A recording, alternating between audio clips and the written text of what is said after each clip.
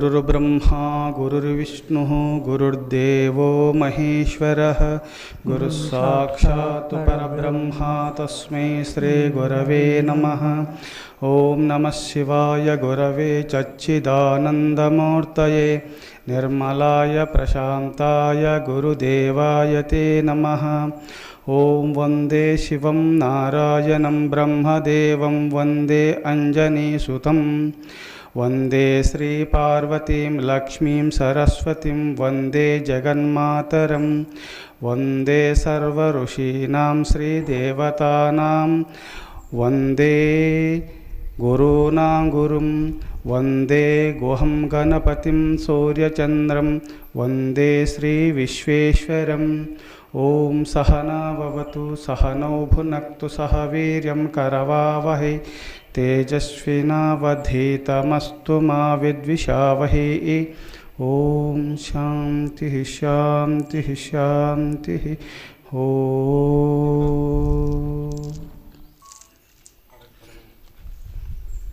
స్వామి గురుదేవా, గండి క్షేత్రంలో ఆంజనేయ స్వామి ఎప్పుడు వెలసినారు? గండి క్షేత్రంలో శ్రీ ఆంజనేయ స్వామి ఎప్పుడు వెలసినారు అని ప్రశ్నించినారు. నేను ఉపన్యాసం చెప్పాలనుకున్నారు, మీరు ఇక్కడ ప్రశ్నోత్తర కార్యరూపంలో మీరు ప్రశ్నించినారు. సరే, ఏదైనా సరే ఇదొక సబ్జెక్ట్ చెప్పుకోవలసినదే కావున ఆంజనేయ స్వామి ఎప్పుడు వెలిసినారు అని మీరు ప్రశ్నించినారు.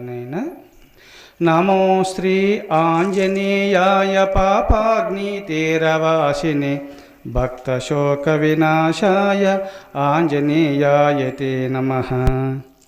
ఆంజనేయ స్వామి, ఆంజనీదేవి అనగా తల్లి యొక్క ఆజ్ఞను పాలించువారు, పాపాగ్ని తీరమునందు వెలసిన భక్తుల యొక్క శోకములను నశింపచేయువారు. ఆంజనేయసుతుండగు శ్రీ ఆంజనేయ స్వామి భక్తశోక వినాశాయ ఆంజనేయాయతే నమః. ఆంజనేయ స్వామికి నమస్కారములు.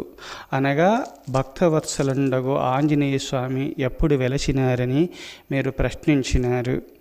ఇది కృతయుగంలో కృతయుగము, త్రేతాయుగము, ద్వాపరయుగము, కలియుగములని 4 యుగాలు. బుద్భుత యుగముని పంచమ మహాయుగం అంటారు.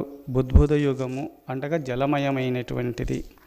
బుద్భుత యుగము, కృతయుగము, త్రేతాయుగము, ద్వాపరయుగము, కలియుగము, పంచమహాయుగములు. ఈ బుద్భుత యుగము లెక్కలోకి రాలేదు. కృతయుగము, త్రేతాయుగము, ద్వాపరయుగం, కలియుగములే లెక్కలోకి వచ్చినాయి. త్రేతాయుగమున శ్రీరామచంద్రుడు అవతరించి ఈ ప్రాంతమున వెళుతూ ఉన్నారు. అనగా రావణాసురుడు సీతను అపహరించినప్పుడు సీతాన్వేషణ నిమిత్తమై సంచరిస్తూ సీతను వెతుకుతూ వెళ్ళే సమయంలో ఆనాడు వాయుదేవుడు ఈ ప్రాంతమున పాపాగ్ని నదీ తీరమున తపస్సు చేసుకుంటూ ఉన్నాడు. వాయుదేవుడు అట్టి వాయుదేవుడు శ్రీరామచంద్రుని చూసి శ్రీరామచంద్రునిలో విష్ణు తేజస్సు అగుపడింది. అప్పుడు శ్రీరామచంద్రునికి నమస్కారం చేసి, నువ్వు విష్ణు అవతారము రామచంద్ర, నా ఆతిథ్యము మీరు స్వీకరించాలా అని వాయుదేవుడు విన్నవించుకోక శ్రీ రామలక్ష్మణులు ఇరువురు ఉన్నారు. కావున వాయుదేవ, నేను సీతాన్వేషణ నిమిత్తమే వెళ్ళుచున్నాను. నేను సీతా సమేతుండనై వచ్చి నీ ఆతిథ్యము స్వీకరిస్తాను అని అభయమిచ్చినాడు శ్రీరామచంద్రుడు వాయుదేవునికి. అప్పుడు ఉత్తర దిశ నుండి ఈ ప్రాంతమున దక్షిణ దిశకు వెళుతూ లంకాదేశిని వధించేసి పుష్పక విమానము పైన సమస్త వానర సైన్యంతో సహా అందరూ వచ్చేసి ఇక్కడ నామాల గుండు అంటారు. ఆ ప్రాంతమున పుష్పక విమానమును దింపినారు. అప్పుడు అందరూ కూడా రాముడు వచ్చే సమయంలో ఈనాడు పెద్ద పెద్ద నాయకులు వచ్చినప్పుడు అక్కడ ఒక రూపాలంకరణ చేసినట్టుగా అక్కడ ఉన్నటువంటి కొండలకన్నీ కూడా శ్రీరామచంద్రుని యొక్క నామాలు దిద్దినారు. నానా విధాలు అని కొండలకన్నీ నామాలు పెట్టుతూ వాయుదేవుడు సమస్త దేవతాగణములకు వార్త పంపినాడు. అనగా శ్రీరామచంద్రుడు విష్ణు అంశ సంభూతుడు కావున ఇక్కడ ఆతిథ్యమును స్వీకరించనున్నారు, మీరు రావచ్చును అని చెప్పి. ఇప్పుడు ఇంట్లో పండుగ అవుతే అందరికి ఎట్లా బంధువులకు ఎలా చెప్పుతారో అట్లా సమస్త దేవతాగణములలో ఒకరు కావున వాయుదేవుడు కావున ఇంద్రాది దేవతలకు సమస్త దేవతాగణములకు ఎప్పుడు అందరికీ చెప్పినారో అందరూ వచ్చేసినారు. వచ్చేసిన తర్వాత అక్కడ శ్రీరామచంద్రుడు విష్ణు స్వరూపుడు కావున ఈ కొండకు ఆ కొండకు బంగారు తోరణం కట్టినాడు వాయుదేవుడు. సమస్త దేవతాగణమంతా కూడా అలంకారాలు చేసినారు. ఎందుకంటే సృష్టి స్థితి లయకారుడైన భగవంతుడే రాముని అవతారంగా వచ్చేసి రామరూపమును ధరించి రామావతారం ఎత్తి లోక కళ్యాణార్థ నిమిత్తమే దుష్ట శిక్షణ శిష్టరక్షణ గావించినాడు. దశకంఠును వధించినాడు. లోకమంతా రాముని యొక్క మహిమలు వ్యాప్తి పొందినాయి. దుష్ట శిక్షణ శిష్టరక్షణ గావించుడ నిమిత్తమే రాముడు అవతరించినాడు. లోకమంతా తెలుసుకుంది. అందరు దేవతా సమూహం అంతా వచ్చేసినారు. ఈ కొండకు ఆ కొండకు బంగారు తోరణాలు కట్టినారు. ఉత్సవాలు చేసుకుంటున్నారు. అందరూ కూడా ఆనంద పారవశ్యంలో మనినారు. వాయుదేవుడు అక్కడ తపస్సు చేయుచున్నటువంటి ఇప్పుడు ఆంజనేయ స్వామి విగ్రహము ప్రతిష్ఠ చేసిన చోట, అనగా ఆంజనేయ స్వామి అక్కడ ఒక గుండు ఇలా ఉన్నది. ఆ గుండు పేటు కింద అక్కడ వాయుదేవుడు తపస్సు చేసుకుంటూ ఉండేవారు.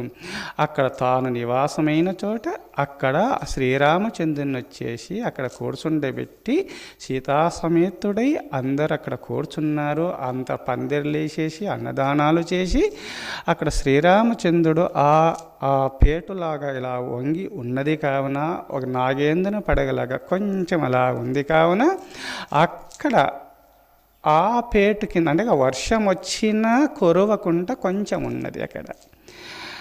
అక్కడ కూర్చొని వాయుదేవుని యొక్క శివుని తేజస్సు, వాయుదేవుడు అంజనాదేవికి పండు రూపంలో శివుని ఆజ్ఞ మేరకు ఇచ్చినందువల్ల వాయునందుడు అని పేరు వచ్చింది దానికి. ఎందుకంటే శివుడు తన దివ్య తేజస్సును పండు రూపమును చేసి సృష్టించి తన తేజస్సును పండు రూపముగా తీర్చిదిద్ది ఆ తేజస్సును పండుగా మార్చి ఈ పండును తీసుకుపోయి అంజనాదేవికి ఇవ్వమని చెప్పి వాయుదేవునికి ఇచ్చి పంపగా ఆ వాయుదేవుణ్ణి అర్చిస్తూ పూజిస్తూ ఉన్నది కావున, పరమేశ్వరుని పూజిస్తూ ఉన్నది కావున అంజనాదేవి.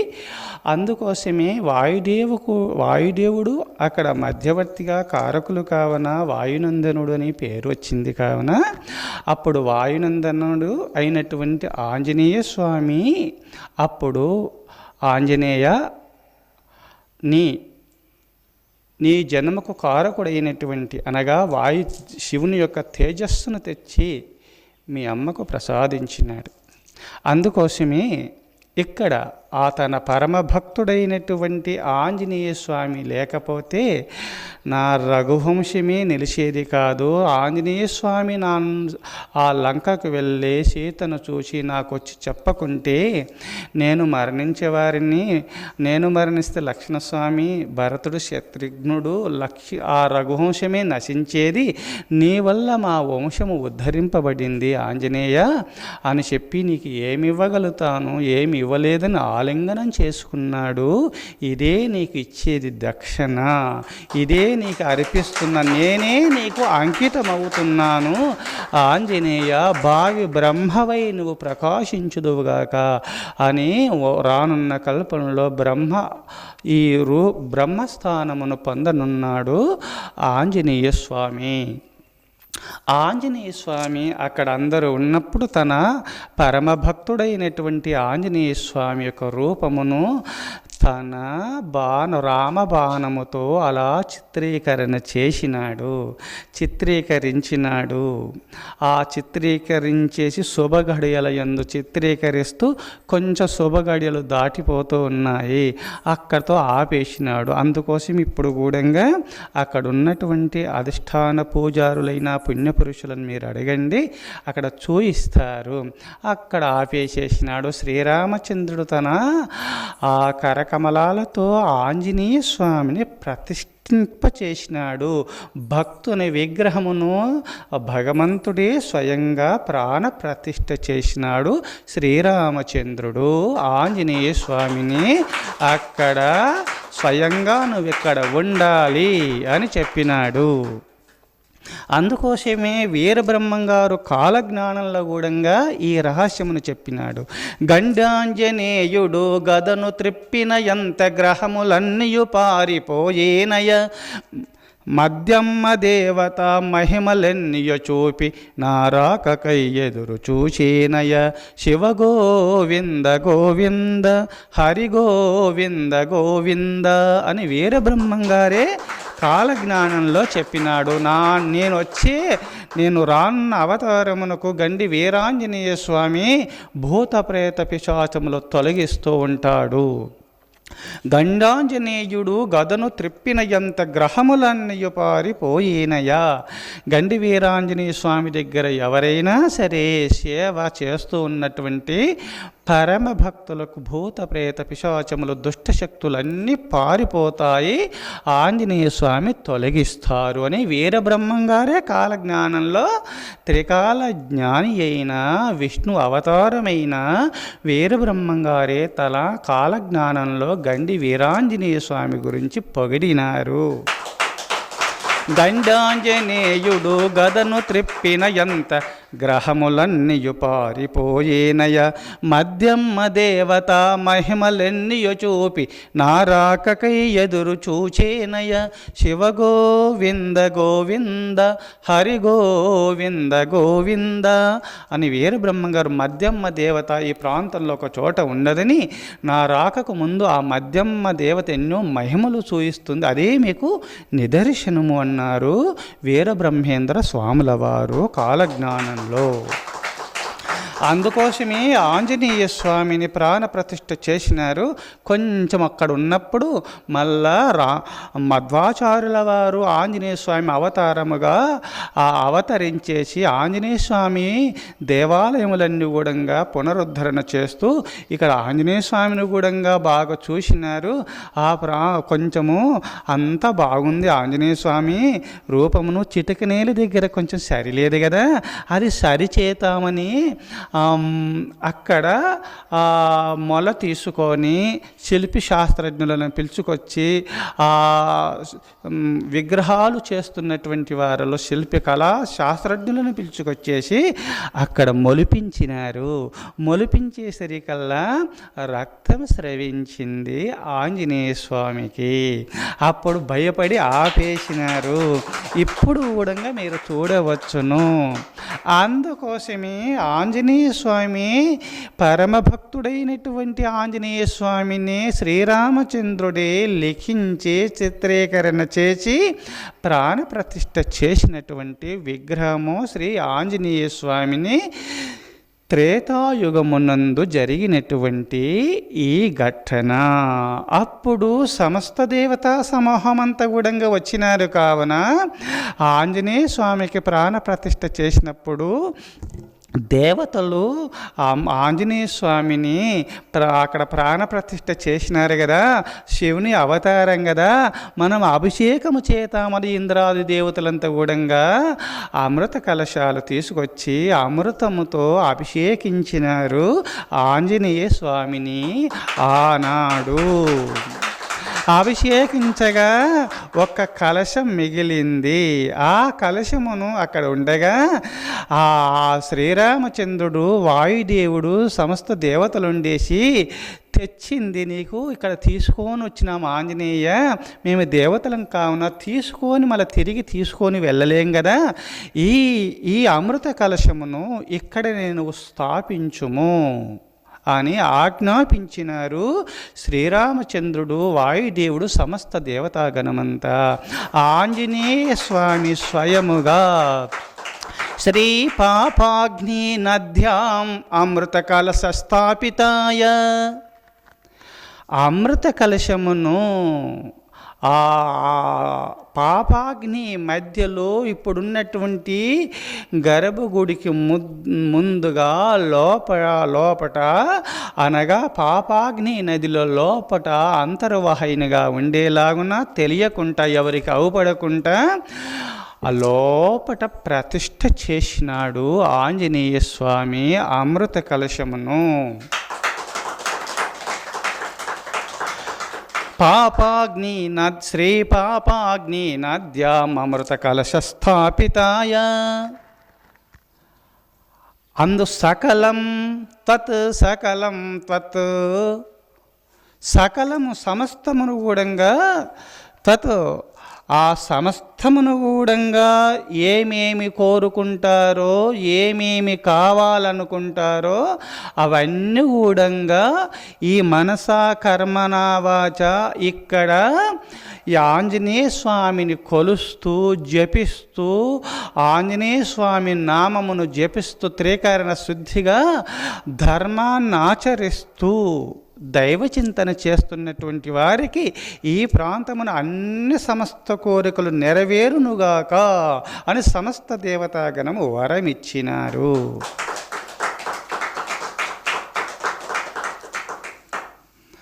అందుకోసమే సకలమును ప్రాప్తిస్తుంది.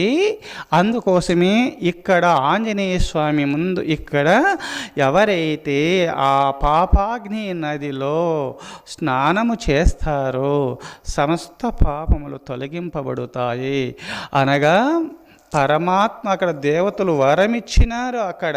అందుకోసమే పాపాగ్ని త్రికరణ శుద్ధిగా అధర్మాన్ని తొలగించుకొని అధర్మ మార్గంలో పోకుండా ధర్మ మార్గంలో పయనిస్తూ దైవ చింతన చేసినటువంటి పుణ్యపురుషులకే ఇది ప్రాప్తించును కాక అని వరమిచ్చినటువంటి పుణ్యభూమి ఈ శ్రీ గండి క్షేత్రము, ఈ వీరాంజనేయ స్వామి ఈ సన్నిధానము.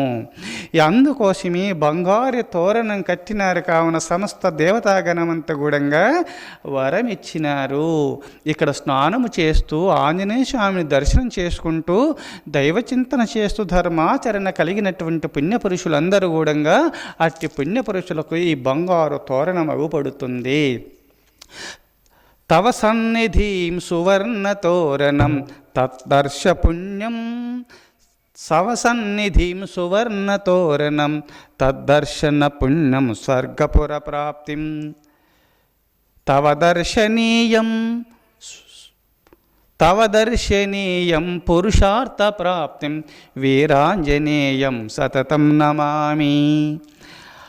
అక్కడ ఎవరైతే బంగారు తోరణం నిర్మించినారో దేవతా సమూహమంతా ఈ బంగారు తోరణము దర్శించినటువంటి వారికి స్వర్గాన్ని పొందుదురుగాక అని వరమిచ్చినారు దేవతలు. శ్రీరామచంద్రుడు ఉన్నాడు, వాయుదేవుడు ఉన్నాడు, అందరూ కూడా ఆశీర్వదించినారు. ఈ పుణ్యభూమి పుణ్యస్థలి గండి క్షేత్రము ఎవరికి అవుపడుతుంది? ధర్మాచరణ కలిగి దైవచింతన చేస్తూ ధర్మస్వరూపులైనటువంటి వారికే ఆ బంగారు తోరణం అగుపడుతుంది. స్వామి, ఇంతకాలము మాకు ధర్మాచరణ లేదు, ఇక్కడ నుంచి ధర్మచింతన చేస్తాము, ధర్మాచరణ కలిగి దైవచింతన చేస్తామని ప్రతిజ్ఞ చేసినటువంటి పుణ్యపురుషులు తప్పకుండా ఆ స్వర్ణ తోరణం అగుపడుతుంది, బంగారు తోరణము. వాళ్ళ స్వర్గాన్ని పొంది తీరుతారు, వాళ్ళ సత్యం ఇది. అయితే అట్టి పూర్ణత్వమును అట్టి దైవచింతన చేస్తూ ధర్మాచరణలో పూర్ణత్వము పొందలేనటువంటి వారికి అగుపడదు, అది సత్యము. మరి వాళ్ళకు కొదవగా ఉండవచ్చును.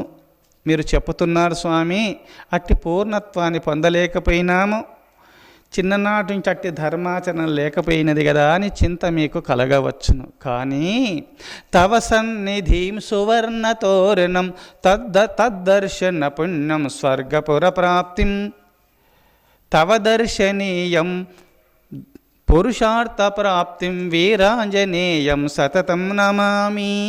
ఆ బంగారు తోరణము దర్శనం చేసుకుంటే స్వర్గపురము అనగా స్వర్గాన్ని పొందుతారు.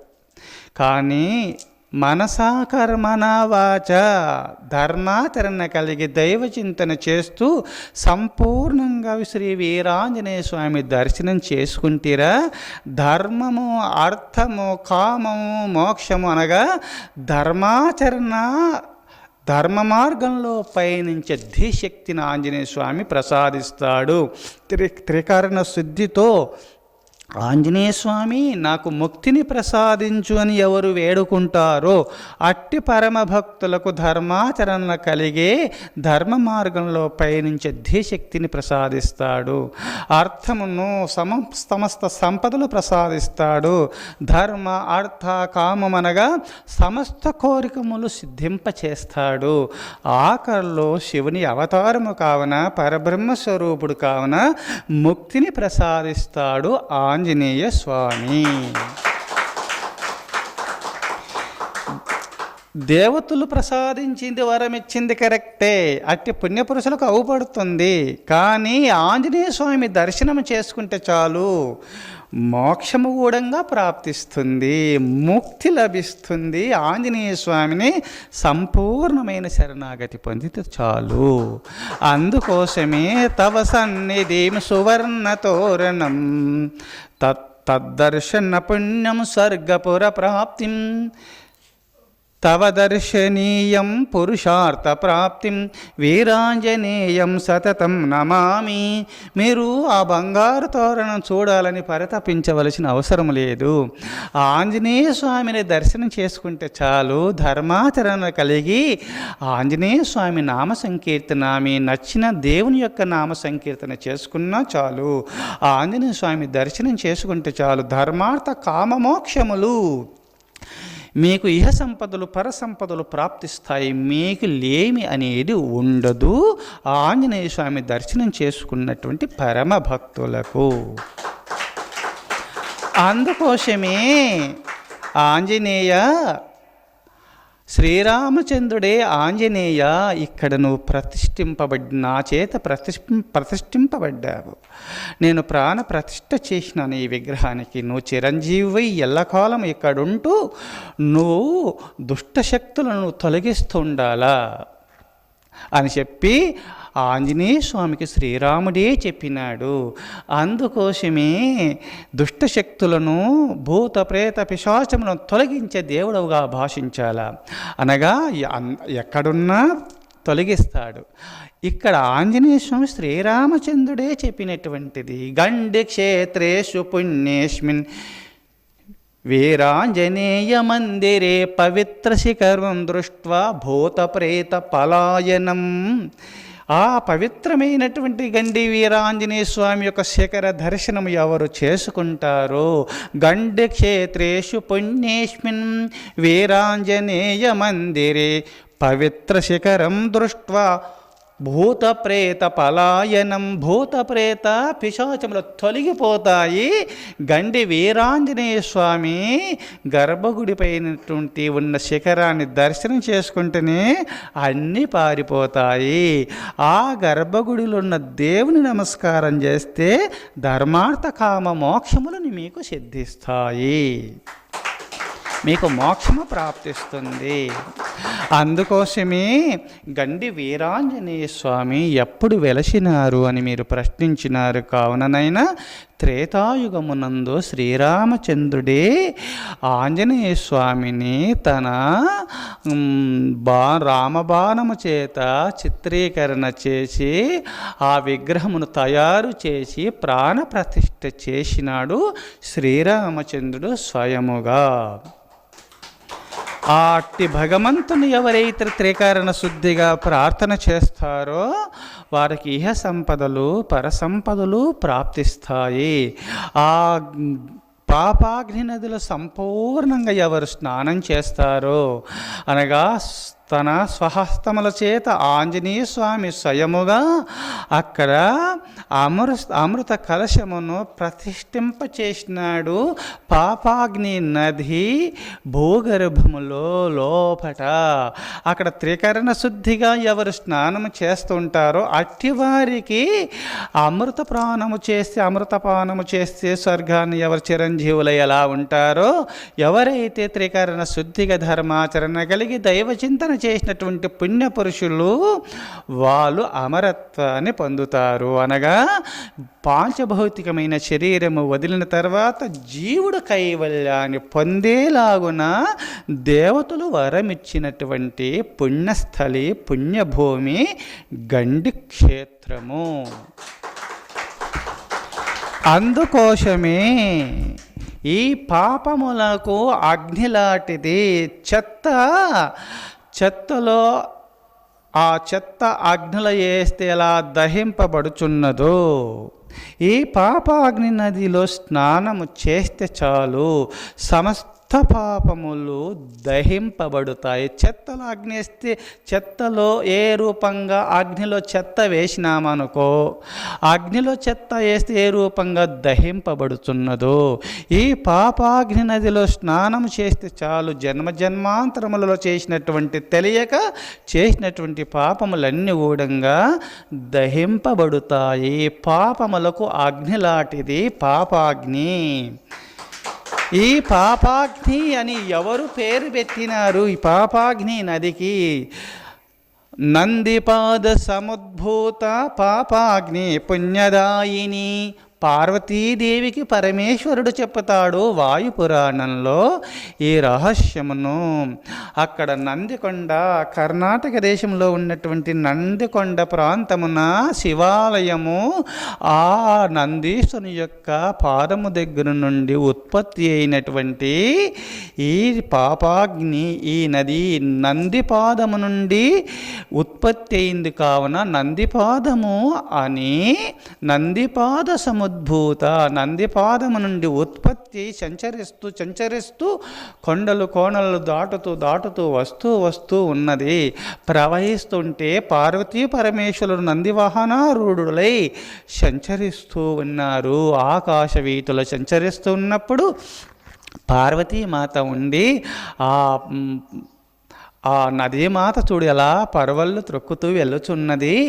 ఈ స్వామి ఎవరు అనగా నందీశ్వరుడైనటువంటి ఆ నందికొండ ప్రాంతమునందు ఆ నందీశ్వరుని యొక్క మన వాహనము అయినటువంటి నందీశ్వరుని యొక్క పాదము నుండి ఉత్పత్తి అయినటువంటి నందిపాద సముద్భూత నందిపాదము అని పేరు ఉన్నది. ఈ నందిపాద సముద్భూత పాపాగ్ని పుణ్యదాయిని. పాపాగ్ని పుణ్యదాయిని, పుణ్యనది. పాపములు తొలగించినటువంటి పాపాగ్ని అని పరమేశ్వరుడే పేరు పెట్టినాడు. ఈ పాపాగ్ని మాతకు నామకరణము చేసినాడు. పరమేశ్వరుని వాకులు అసత్యములు కావు కదా. పాపములు తొలగించే పాపాగ్ని నది. పాపాగ్ని జలనం పీత్వా సర్వపాప నివారిణి అంత్యకాలే చ కైలాస గచ్ఛాయ శివ దర్శనం. ఈ పాపాగ్ని నదిలో ఎవరు స్నానం చేస్తారో మనసా కర్మనా వాచ త్రికరణ శుద్ధితో పరమేశ్వరుని ప్రార్థన చేస్తూ, పరమేశ్వర నీ సాన్నిధ్యమును మేము చేరాలి తండ్రి అని ఆ పరమేశ్వరుని శివ హరహర నారాయణ, ఆ పవనసుత ఆంజనేయ స్వామి పరబ్రహ్మణే నమః అంటూ, ఆంజనేయాయ నమః అంటూ ఆ పరమేశ్వరుని ప్రార్థన చేస్తూ ఎవరైతే ఆ ఆంజనేయ స్వామి నామ సంకీర్తన చేస్తూ తన ఇష్టదైవమును ఏ నామమైనా సరే స్మరణ చేస్తూ పాపాగ్ని నదిలో ఎవరు స్నానము చేస్తారో అప్పుడు పాపాగ్ని జలనం పీత్వా స్నానము చేసి త్రికరణ శుద్ధిగా ఆ జలమును ఎవరు పానము చేస్తారో పాపాగ్ని జలనం పీత్వా సర్వ పాప నివారిణి. అప్పుడు సమస్త పాపములు తొలగింపబడుతాయి. అంత్యకాలే చ కైలాసే ఈ పాపాగ్ని నదిలో చేసినటువంటి పుణ్య ప్రభావము ఆ తీర్థమును స్వీకరించినందువల్ల సమస్త పాపములు తొలగింపబడి అంత్యకాలావస్థలో అంత్యకాలే చ కైలాసే అంత్యకాలావస్థలో పాము కుబుసాన్ని వదిలి స్వేచ్ఛగా వెళ్ళినట్టులా పాంచభౌతికమైన శరీరాన్ని వదిలి ఈ జీవాత్మ గచ్చాయ శివ దర్శనం నేరుగా కైలాసానికి వెళ్ళి శివుని దర్శించుకొని శివునిలో ఐక్యమైపోతాడు ఈ జీవుడు. పాపాగ్ని జలనం పీత్వా సర్వ పాప నివారిణి అంత్యకాలే చ కైలాస గచ్చాయ శివ దర్శనం. ఆ కైలాసానికి వెళ్ళి భగవంతుల్లో ఐక్యమైనటువంటి ఐక్యమయ్యే పుణ్యము ప్రాప్తిస్తుంది. సమస్త పాపములు తొలగింపబడి ఆ పరమేశ్వరునిలో ఐక్యము కలిగించే జీవాత్మ పరమాత్మలో ఐక్యమయ్యే పుణ్యము సిద్ధిస్తుంది. ఈ పాపాగ్ని నదిని స్వీకరించి తీర్థము స్వీకరించి స్నానం చేసినటువంటి పరమ భక్తులకు ఇక జన్మ ఉండదు ఉండదు ఉండదు. ఇది సత్యము. స్వామి, ఈ శ్లోకములు ఎక్కడ ఉన్నాయని మీరు ప్రశ్నించవచ్చును. ఇది నేను స్వయంకృతంగా రాసినటువంటివి కావు సుమా. ఒకరోజు సంధ్యా సమయంలో పరమేశ్వరుని ప్రార్థన చేసుకుంటూ గుహ నుండి బయటికి వచ్చేసి ఆ పాపాగ్ని నదిని చూస్తుండగా ఆనంద పారవశ్యంలో ఉన్నప్పుడు నా హృదయాంతరాలలో నుంచి ఆవిర్భవించినటువంటి శ్లోకము ఈ పాపాగ్ని నది వర్ణన. ఆ పరమేశ్వరుడే పలికించినటువంటి ఈ దివ్య శ్లోకము. పాపాగ్ని జలనం పీత సర్వ పాప నివారిణి అంత్యకాలే చ కైలాస గచ్చాయ శివ దర్శనం. పాపాగ్ని నదిలో స్నానం చేసి అట్టి జలమును స్వీకరించి స్నానం చేసిన పుణ్యపురుషులకు ఇట్టి పుణ్యము ప్రాప్తిస్తుంది. ఇప్పుడు నేను ఇంతకుముందు చెప్పినటువంటి శ్లోకములన్నీ కూడా నేను 1996 మే 13న ఇక్కడ నేను తపస్సు ప్రారంభించినప్పటి నుండి ఎన్నో మహిమలు, ఎన్నో అనుభూతులు, ఆంజనేయ స్వామి అనుగ్రహం వల్ల ఎన్నో ఆటంకములు ఎన్నో తొలగిపోయినాయి. తల్లి బిడ్డను కాపాడినట్టుగా ఆంజనేయ స్వామి ఎప్పుడు నా సన్నిధానంలో ఉండి అడుగున కాపాడుతూనే ఉన్నారు. నేను ప్రథమంలో ఇక్కడికి పాదయాత్రలు చేస్తూ ఇక్కడికి నేను ఈ ప్రాంతానికి వచ్చి ఇక్కడ తపస్సు ప్రారంభించిన రోజున ఒక్కరు వచ్చేసి, స్వామి ఈరోజు మీతో పాటు నేను నిద్రిస్తాను అన్నారు. మీరు ఎక్కడ నా స్వామి, మీరు ఎవరు, ఎక్కడంటే అన్నెందుకులే నేను ఈ ప్రాంతమే నాది అన్నారు. ఇక్కడి ప్రాంతమే ఈ ప్రాంతం అన్నారు. ఎందుకంటే సరే ఉన్న తర్వాత ఆ రోజు నాతో పాటు నిద్రించినారు ఆంజనేయ స్వామి. మరురోజు ఎక్కడికి భిక్షకు వెళ్ళాలి కదా. ఆనాడు నా ధర్మము నేను తపస్సు ప్రారంభించే ముందు నిర్ణయించుకున్నాను. జగద్గురు శంకరాచార్యుల వారు సనాతన ఋషులందరూ కూడా భిక్షాటన చేస్తూ తపస్సు చేసినారు. నేను కొంతకాలము భిక్షాటన చేస్తాను అని చెప్పి మరురోజు భిక్షకు వెళ్ళాలి అనుకున్నప్పుడు, మీరు రండి స్వామి అని నన్ను తీసుకొని వెళ్ళి ఆంజనేయ స్వామి స్వయముగా అక్కడ భిక్ష ఏర్పాటు చేసిన పుణ్యమూర్తి ఆంజనేయ స్వామి. అక్కడి నుంచి కొంతకాలమును ఈ గండి క్షేత్రంలో ఉన్నటువంటి పుణ్యాశ్రమములు, పుణ్య దేవాలయముల దగ్గర కొంతకాలము భిక్షాటన చేయుచుండగా పాపాగ్ని నదిలో ఇక్కడ మధ్యలో పొలమర అని ఒక పుణ్యపురుషులు చెప్పినారు. తపోకాలముల యందు తపస్సు చేసే సమయంలో పొలమరలు దాటకూడదని ఒక నియమము ఉన్నది. అయ్యో ఇది పొలమర కదా అని చెప్పి అక్కడి నుంచి నేను పొలమర దాటకుండా ఇక్కడనే ఉండిపోయినాను.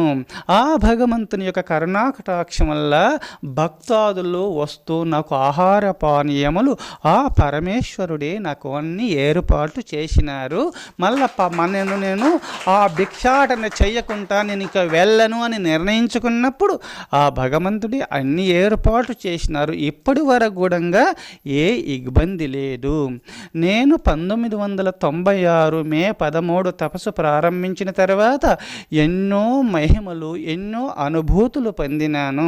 2000 సంవత్సరంలో గండి వీరాంజనేయ స్వామి యొక్క మహిమలు ఎన్నో, ఆ దివ్యమైనటువంటి ఆ శివుని అవతారమైనటువంటి ఆంజనేయ స్వామి మహిమలు నేను కన్నులార చూసినాను.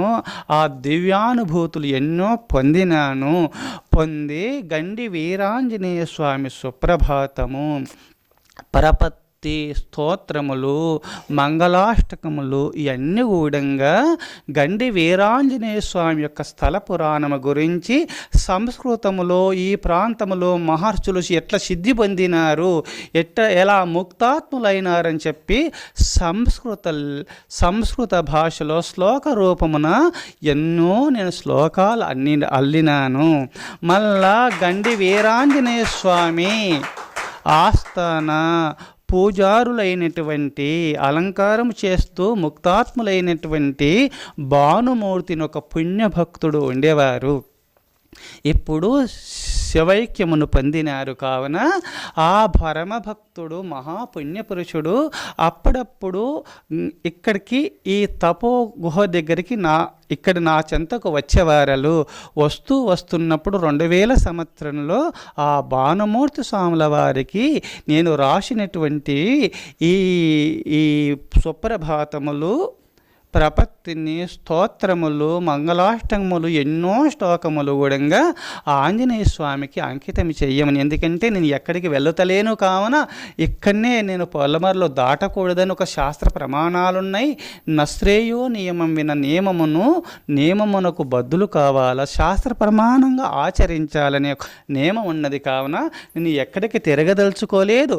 ఆ పరమేశ్వరుడి, ఆ భగవంతుడే వెళ్ళండి, ఇక్కడి నుంచి రండి, లోక కళ్యాణార్థ నిమిత్తమై కొండ దిగండి అని అన్నప్పుడే కిందికి దిగుతాను స్వామి, ఇగో ఆంజనేయ స్వామి పాదపద్మములకు అంకితములు చేస్తున్నానని చెప్పి నేను రాసినటువంటి అట్టి సంస్కృత రూపంలో ఉన్నటువంటి ఆ భగవంతుని గురించి మహిమోన్నతమైనటువంటి ఎన్నో శ్లోకములు రచించి ఆ భక్తుని ద్వారా ఆంజనేయ స్వామికి అంకితం చేయబడినది 2000 సంవత్సరముల యందు. ఇప్పుడు అవి అచ్చు వేయబడలేదు, కావున అవి అలానే ఉన్నాయి. కాలక్రమేణా ఆ శ్లోకములు అచ్చు వేయబడతాయి.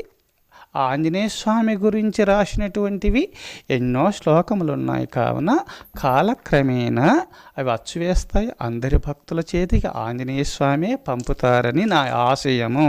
ఆంజనేయ స్వామి అనుగ్రహం వల్ల రాసినటువంటి సుప్రభాతము, ప్రపత్తి, స్తోత్రములు, మంగళాష్టకములు ఎన్నో ఉన్నాయి. కావున ఇవన్నీ కూడా మీరు ప్రశ్నించినారు. గండి క్షేత్రము గురించి మీరు చెప్పండి స్వామి అని మీరు ప్రశ్నించినారనైనా, ఇంకా మునుముందు మీరు పలికించుటవాడే ఆ భగవంతుడు. కావున ఆ భగవంతుని మహిమలు ఎన్నో ఉన్నాయి. అవన్నీ కూడా వచ్చే వారముల యందు కూడా నానా విధములుగా మీకు నేను చెప్తాను. ఆ సుప్రభాతంలో ఉన్నటువంటి ఒక శ్లోకం చెప్పి మీకు వినిపిస్తాను. శ్రీరాజస్య రోగ నివారణ దేవదేవ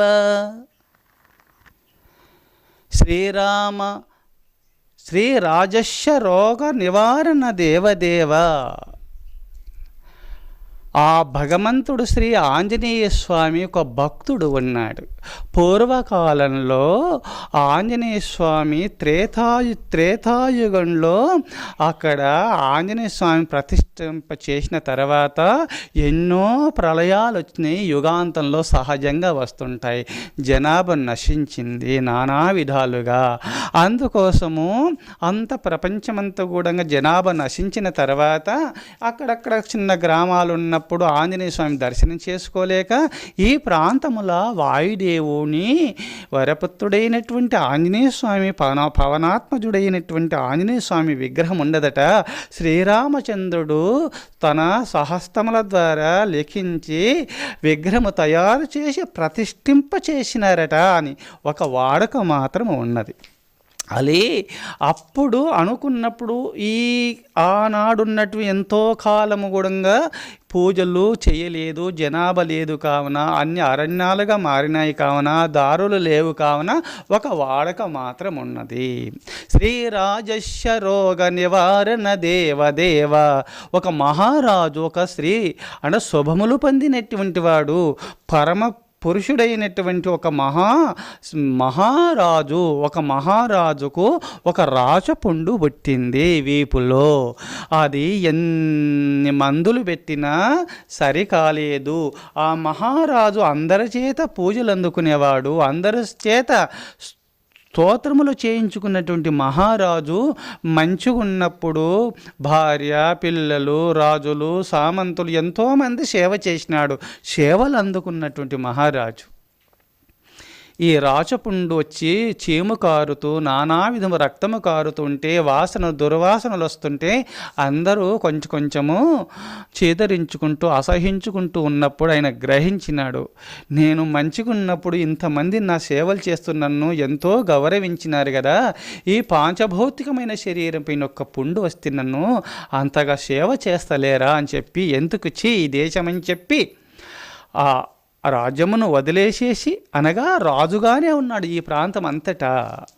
అయితే రాజ పదవిని వదిలేసేసి మామూలు వేషధారి అయి భిక్షాటనలు చేస్తూ గ్రామాలు తిరుగుతూ భిక్షాటన చేస్తూ, ఈ పుండు పోవాలంటే పుణ్యతీర్థములు సేవించాలా, పుణ్య నదుల యందు పుణ్యతీర్థములందు స్నానము చేస్తూ దేవతామూర్తులను దర్శించుకోవాలనే భావన చేత పాదయాత్ర చేస్తూ తిరుగుతూ ఉన్నాడు. ఎక్కడ పోయినా పుండు నయం కాలేదు. ఈ ప్రాంతంలో తిరుగుతూ, ఎందుకంటే ఈ చిన్న గ్రామాలు ఉన్నాయి, అక్కడ పోయి భిక్షాటన చేస్తూ ఇలా వస్తూ ఆంజనేయ స్వామి ముందు చెప్పుకున్నాం కదా, ఇలా గుండు ఉన్నది కావున ఆ గుండు కొంచెం ఇలా ఉంది కావున వర్షం వచ్చినా ఎండ వచ్చినా సూర్యకిరణాలు అక్కడ పడయి కావున వర్షము పడదు కావున తన వర్షపు చినుకులు తన పైన పడయి అనే భావన చేత అలా పాపాగ్ని నదిలో స్నానం చేస్తూ ఇక్కడ సేద తీర్చుకోవటానికి పండుకోవటానికి అనుకూలం ఉందా అని అలా ఉన్నప్పుడు ఆడ గుండె అవుపడింది. అక్కడికి పోయినాడు. ఏదో పూర్వం ఇక్కడ ఏదో ధూపదీప నైవేద్యాలు పెట్టినట్టుగా ఏదో అలంకారం చాలా బాగుంది అనుకున్నాడు. అంత కూడా కొంచెం అక్కడ చెట్లు అవి ఉంటే గడ్డి గాదములన్నీ పెరికేసినాడు. అక్కడ నివాసం ఏర్పాటు చేసుకున్నాడు ఆ మహారాజు. చేసుకొని ఒకరోజు ఉన్నాడు, పాపాగ్నదిలో స్నానం చేసినాడు. ఒకరోజు ఉన్నాడు, ఆ పుండు వాడు పట్టింది. మరో రోజు ఉన్నాడు, మొత్తము ముఖాలు భాగం నయమైపోయింది. మళ్ళా 3 రోజు ఉంటే మొత్తం మఠమాయమైపోయింది ఆ పుండు, ఆ రాచపుండు. ఇది ఏమి విచిత్రము, ఈ పాపాగ్ని నది మహిమ. ఇక్కడ ఏమని అంత చూస్తున్నాడు, ఇట చూస్తే ఆంజనేయ స్వామి విగ్రహం అవుపడుతుంది చిన్నగా. అది చూసినాడు. పాపాగ్ని నది జలాన్ని తీసుకుపోయి అభిషేకం చేసినాడు. అందరికి చెప్పినాడు, ప్రతిరోజు మీ ఇంటికి వస్తే భిక్షం పెట్టేవాళ్ళు కదా, అన్నం పెట్టేవాళ్ళు, నాకు పుండు ఉన్నది, మీరు అందరూ చూసిన వాళ్ళే కదా, రండి చూడండి అని చెప్పి నాకు పుండు నయమైపోయింది చూడండి అని అక్కడ చూయించినాడు. పందిర్లు వేసినారు, పూజలు చేసినారు. మహారాజు దేవాలయం నిర్మింపచేసేసి అక్కడ అన్నసత్రములు నిర్మింపచేసి భక్తులకు అన్ని సౌకర్యములు చేసినాడు ఆ మహారాజు. శ్రీ శుభమును పొందినవాడు, భగవంతుని అనుగ్రహమును పొందినవాడు, అన్ని శుభాలు పొందినవాడు, మోక్షమును పొంది దివ్యత్వమును పొందినవాడు శ్రీ మహారాజు అని కీర్తిగాంచినాడు.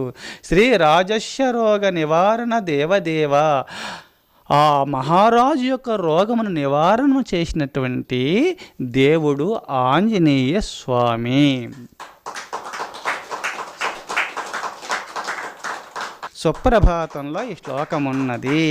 శ్రీ రాజస్య రోగ నివారణ దేవదేవ. శ్రీరామమస్త్రేణ లిఖిత స్వరూపకాయ శ్రీరామకరాభ్యాం ప్రతిష్ఠిత రామభక్త శ్రీగండి క్షేత్రాధిపతి తవ సుప్రభాతం. సుప్రభాతంలో ఈ శ్లోకాలు మీరు చూసుకొనవచ్చును. అందుకోసమే ఆంజనేయ స్వామి స్వయముగా అక్కడ వెలిసి ఉన్నారు. అవుపడితే ఈ లేలిపోటు అడుగుతారని చెప్పి ఆ విగ్రహ రూపంలో దేవతామూర్తులంతా ఉన్నారు. ఇప్పుడు అడుగుతీలు కలిమానవులు కావున నానా విధాలుగా ఏదేదో కోరికలు అడుగుతారు. వీళ్ళూరిక గొడవలు ఎందుకని విగ్రహ రూపంలో ఉండి వాళ్ళ మనసును బట్టి పూర్వజన్మ పుణ్యమును బట్టి భక్తిని బట్టి భగవంతుడు అనుగ్రహిస్తూనే ఉంటాడు. విగ్రహ రూపంలో భగవంతుడు ఆంజనేయ స్వామి విగ్రహ రూపంలో ఉండి అనుగ్రహిస్తున్నాడు భక్తులను. అందుకోసము కొంచెము చెప్పినాను, కొండంతా ఉంది ఆంజనేయ స్వామి చరిత్ర. వచ్చే వారముల యందు మీకు అన్ని విశదీకరిస్తాను నైనా. గండి వీరాంజనేయ స్వామి యొక్క చరిత్ర, ఈ గండి స్థల పురాణమును. అందుకోసం ఇప్పుడు కొంచెము చెప్పినాను, ఇంకా సమయం లేదు కావున వచ్చే వారముల యందు విశదీకరించి చాలా చెప్తాను. ఓం తత్సత్.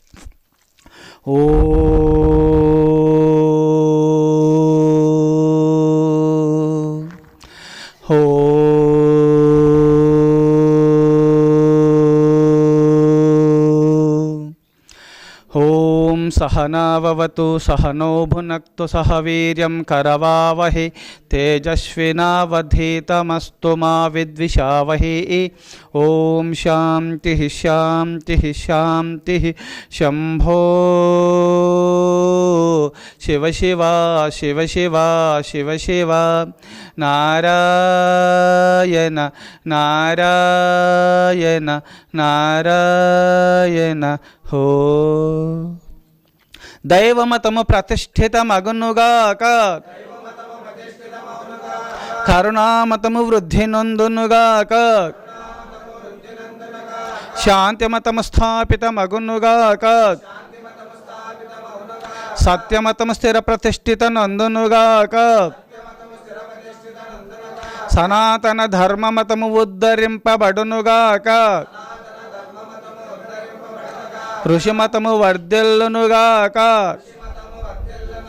స్వాతంత్ర్యమతము జయించునుగాక, జ్ఞానమతము వ్యాపకమగునుగాక, కలిమతము అంతరించునుగాక, అహింసావ్రతము స్థిరస్థాపితమగునుగాక. ఓం తత్సత్. ఓం నమ శివాయ. మీరేసిన ప్రశ్నకు సమాధానము లభించింది కదనైనా. శుభం భూయాత్. ఓం నమ శివాయ.